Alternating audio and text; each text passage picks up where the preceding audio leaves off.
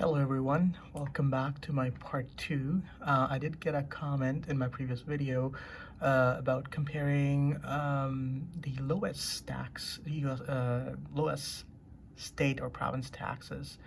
Um, so here is that. So before I begin, I've done kind of a research on what is what are the lowest provincial taxes and state taxes. So provinces are states that provide lowest tax, and I've compared our base case to Ontario and California.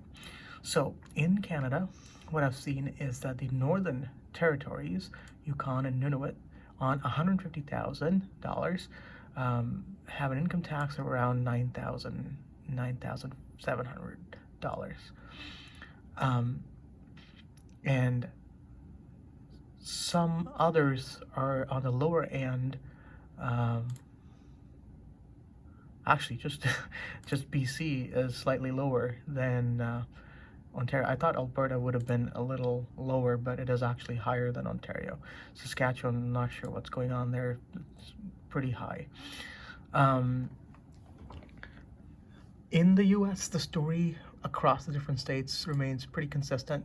There are a handful of states, I think 8 or 10 to be honest, that provide zero income tax on your income, zero state income tax. The state level tax are zero.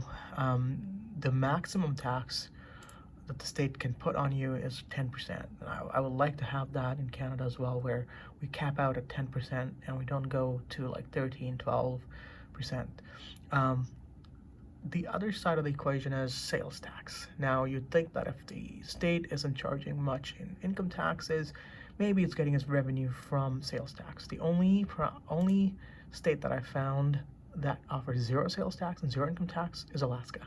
So we're going to compare that for our $150,000. We're going to use Yukon, which is the lowest taxed province, to Wyoming and Alaska, which also provides zero tax. So your total in Canada comes up to be on $150,000. Your take home after taxes is $111,592. That is a effective 25% tax rate, including your federal and provincial. Your per month kind of average is going to be around $9,300 per month. In the States, with states like, or in the US, with states like Wyoming and Alaska offering you 0% tax on income, that number comes to be, along with the medical expenses that you're going to incur, comes up to be around $119,533 with an effective tax of 20.3%. So overall, per month, that makes up to be around $9,900 or $10,000, with a savings of around $6,661. Now, just income tax doesn't give you the full picture. People have generally day-to-day expenses, they buy stuff, they also have to pay tax on that. In this case, the maximum tax rate is 10% and 13% in Canada. Now, you might be wondering, how does the state function with such low tax rates? Well, there's two sides to this. The first side is most of these low state taxes are primarily funded by oil and gas revenues. These are huge oil and gas states. And also, one thing I've noticed is that the federal funding given to the states is much higher. Roughly 30 to 40% of their budget is federal funding, particularly on Medicare and Medicaid, versus versus Canada, where that number goes down to 20 to 25%. So the provinces are making money through taxation and they need less help, whereas the states need more help from the federal government because they cannot put taxes. In Florida, at least, they have the Constitution of Florida, state of Florida, states that you cannot have a state tax. So that limits their capability to make money. You also have to look at the bigger picture here, okay?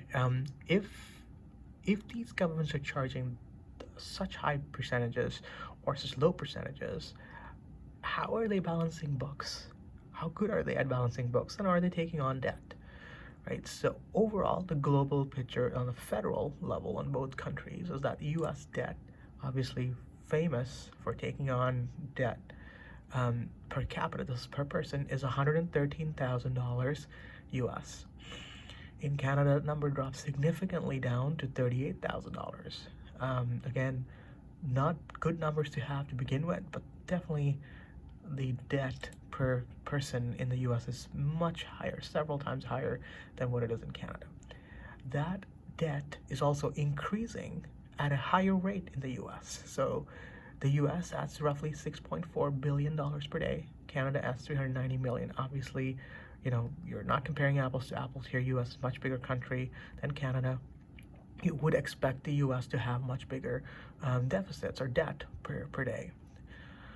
However, if you compare it to a per person basis, that number boils down to roughly $19 per person versus $9.50 per person. So the US debt per person on a federal level at least is increasing twice as fast as Canada's. Now what does that look like at a state level or provincial level?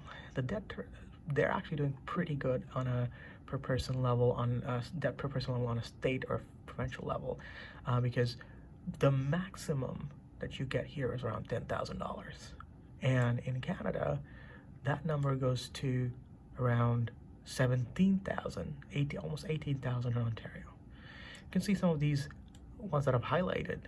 No wonder their numbers are high, because they don't have any state tax, they don't have any sales tax. So obviously there's a deficit there that they're funding.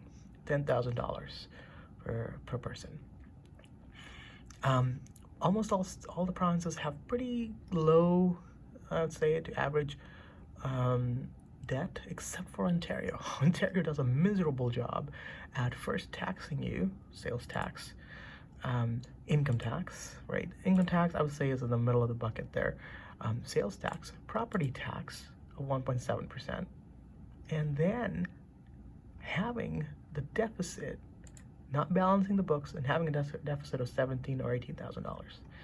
So that gives you an overview of the state of affairs in both nations. And if there's one thing you can get out of, is if you can make some money in the States in these low income tax, zero income tax provinces or states, I would go for it. I would much like to have something like at least less than an average of 6 to 7% income tax on the state level.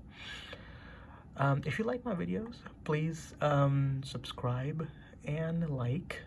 Let's see what comes up next. Thank you.